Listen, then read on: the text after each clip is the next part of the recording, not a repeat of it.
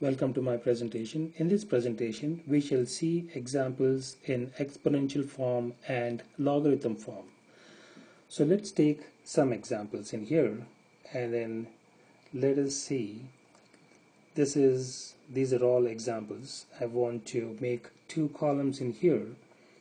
In this first column, I want to represent logarithms.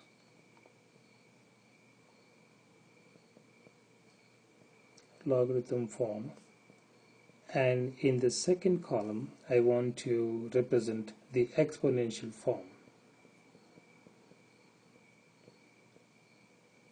Exponential form. So let's say if we have an example of this type, log 1 to the base 10 is equal to 0. Let's say we have an example like that. We can write this logarithm form in exponential form as follows. 1 is equal to 10 to the power of 0. Okay, then let us look at some more examples like this. Let's say we have an example like this. Log 16 to the base 4 is equal to 2. We can express this logarithm form in exponential form as follows. 16, the number, is equal to the base is raised to the power of 2, like that. So 4 times 4 is in fact 16. 10 to the power of 0, any number raised to the power of 0 is 1. So it is working out fine. Let's take another example. Let's say we have log 1 over 32 to the base 1/2 is equal to 5. Let me rewrite this 1/2 a little better. This is 1/2, like that. And therefore, we can write this logarithm form in exponential form as follows. 1 over 32, we can write this one as 1/2 raised to the power of 5. 1/2 raised to the power of 5 is in fact 1 over 32. Okay, so let's look at some more examples. Let's say this time we have log 1 over 25, log 1 over, let me write this again, log 1 over 25 to the base 5 is equal to -2. Let's say we have a logarithm form of this type.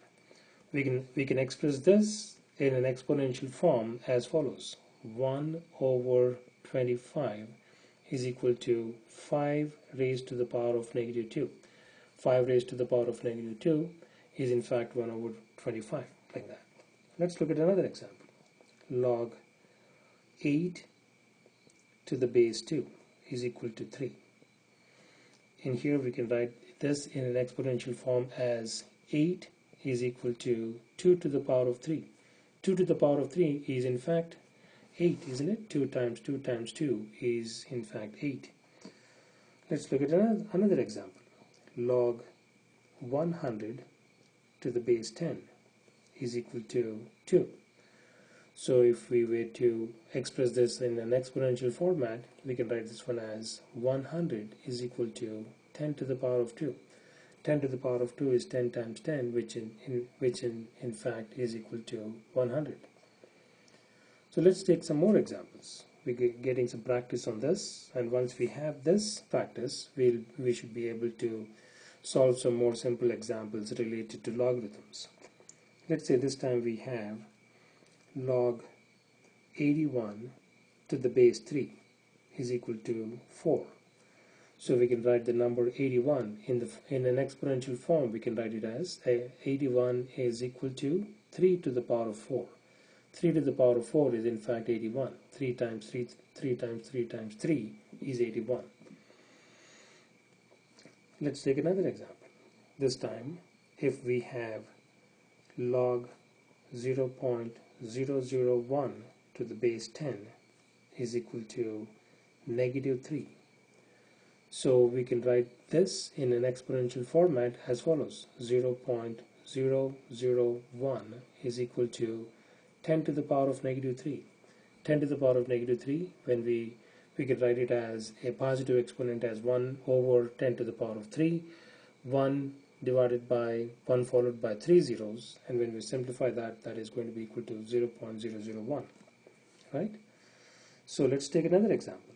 If we have log 128 to the base 2 is equal to 7.